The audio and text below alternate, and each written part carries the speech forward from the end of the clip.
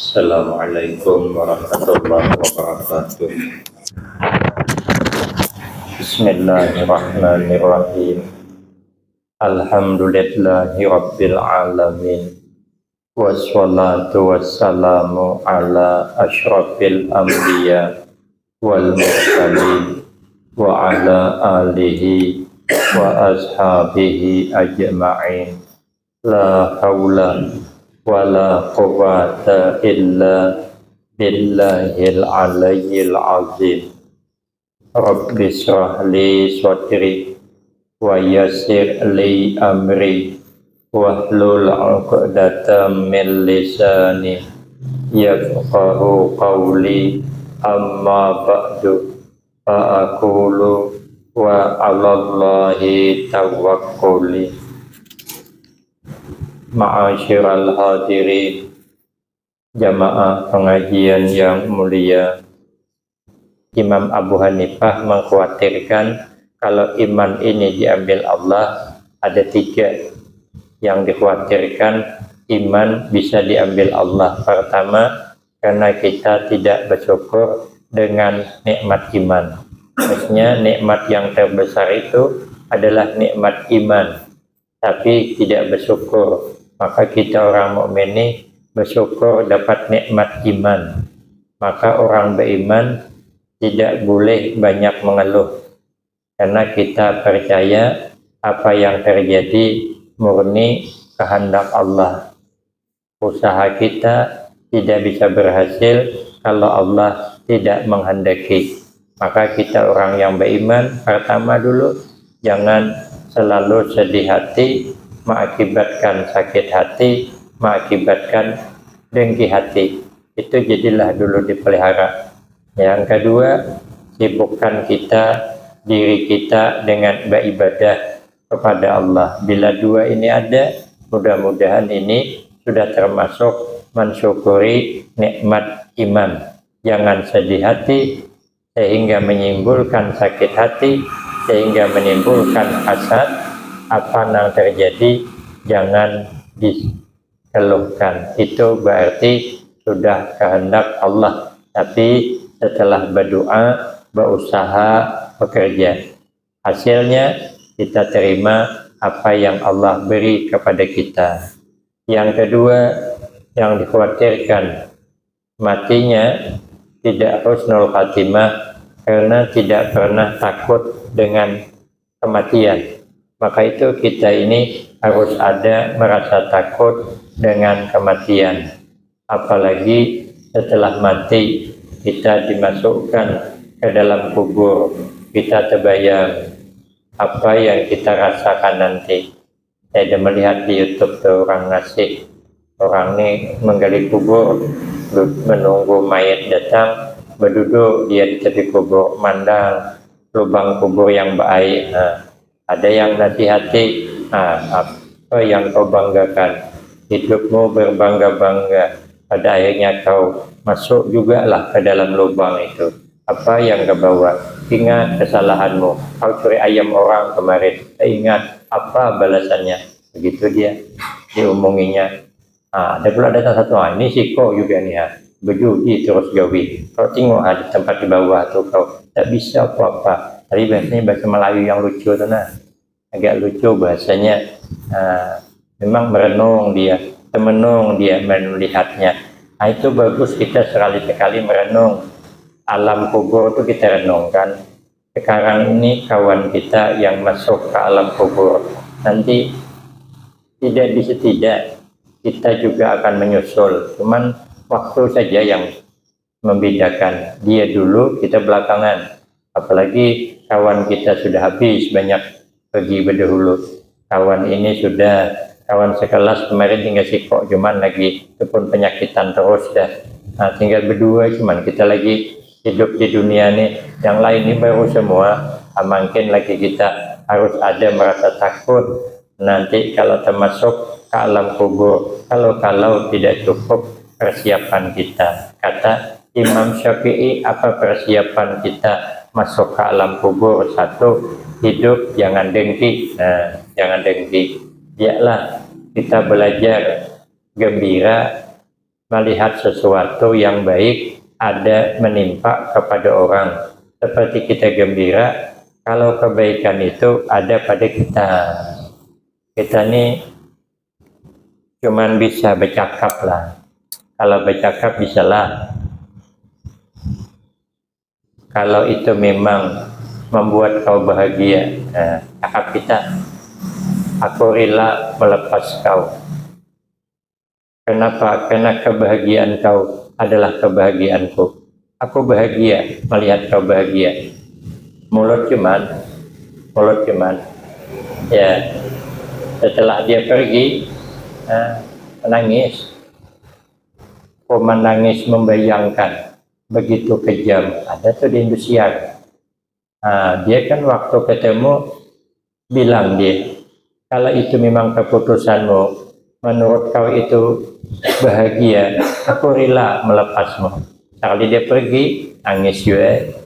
Berarti kita nih di mulut cuman, kalau di mulut ya bisalah bahagia melihat orang bahagia, tapi kadang di hati yang payah. Maka itu kita berusaha merasa bahagia kalau sesuatu itu ada pada orang lain, kalau itu ada pada kita, kita senang. Maka begitu diambil orang, kita pun merasa senang. Itu katanya menghilangkan sifat dengki tadi. Supaya jangan ada dengki. Kalau kita marah, orang dapat kesenangan, itu karena dengan penyakit dengki. Maka itu kita supaya nyaman di alam kubur hidup, jangan sedih hati melihat orang bahagia, tapi belajarlah kita bahagia melihat orang bahagia, walaupun awalnya sulit, tapi kita harus berusaha, ya. Yang kedua, kita jangan menjelekkan orang, jangan kita menyebut aib-aib orang yang tujuannya menjelekkan, menjatuhkan. Saya ada ketemu kitab, dalam kitab ada menerangkan kalau orang itu suka menjatuhkan orang lain, menjelek-jelekkan orang lain, katanya jangan dibuat teman. Kenapa? Sebab karena katanya kalau dia nanti tak sejalan lagi dengan kita, nanti dia akan menjelekkan kita di depan orang lain. Itu alami dah lumrah dah, ya bisa tidak. Kitab itu betul lah sudah. Makanya kalau kita berteman dengan orang itu jangan banyak bercerita kita. Nanti kalau kita ada kekurangan kita ketahuannya, begitu tidak sejalan, habislah kesalahan kita itu diceritakannya di tempat orang lain seperti dia bercerita di hadapan kita. Nanti kita akan diceritakannya di hadapan orang lain lebih dahsyat daripada yang pertama tadi.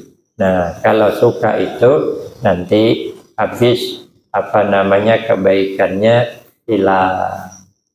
Sahabat Umar jadi khalifah, padahal sahabat Umar ini jadi khalifah luar biasa sudah, ya, luar biasa baiknya, tapi masih banyak orang yang menjelekkan beliau.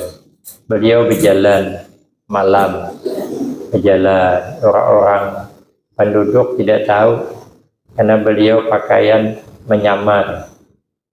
Berkumpul di tempat, berjalan di satu tempat, lalu beliau mendengar pembicaraan orang. Orang ini membicarakan tentang kepemimpinan Khalifah Umar bin Khattab, menjelekkan, menyalahkan. Padahal tidak. Sahabat Umar tidak marah. Pulang ke rumah besok dipanggil yang selalu menemani beliau, dibikinkan beliau air susu asli, disuruh mengantar ke rumah orang yang tadi malam menjelekkan beliau.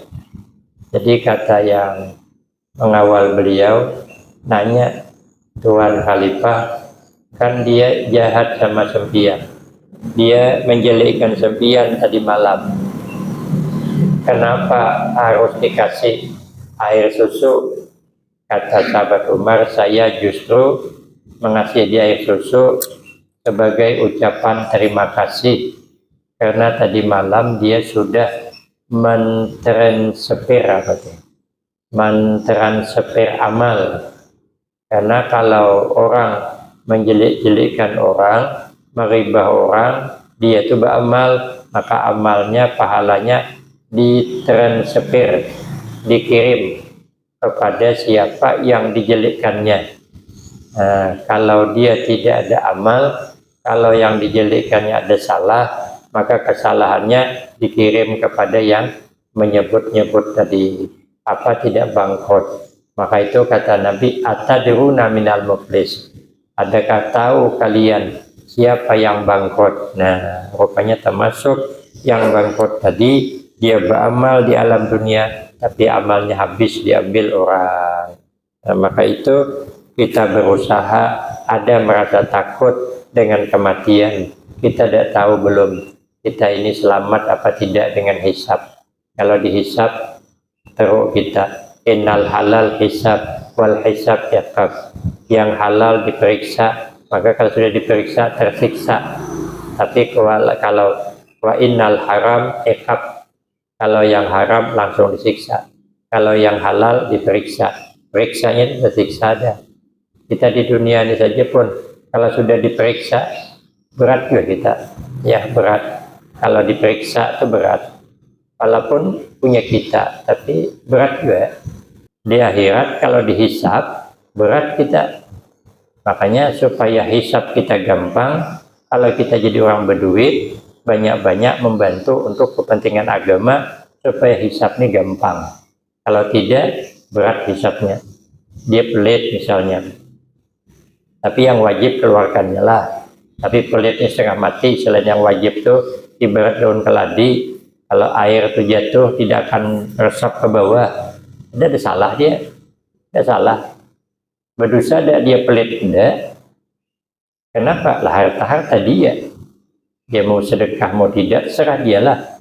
Yang penting zakatnya keluar. Selainnya dia tidak mau keluar lagi.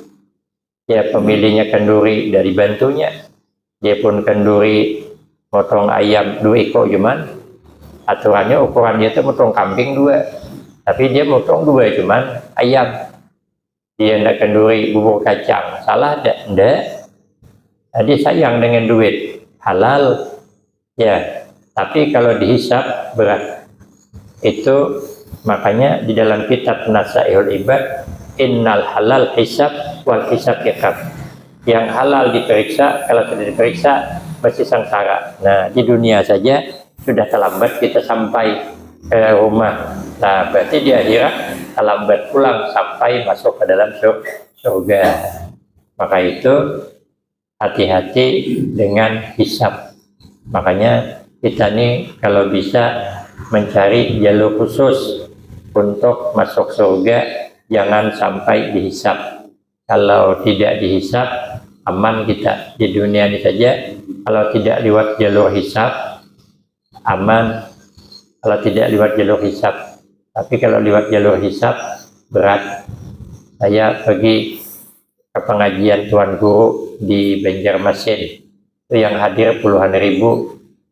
Saya berpikir ini kalau lewat jalur hisab, kapan sampai saya maju ke depan? Ya kalau bisa. Tapi saya bersama Tuan Guru, rupanya ada jalur khusus.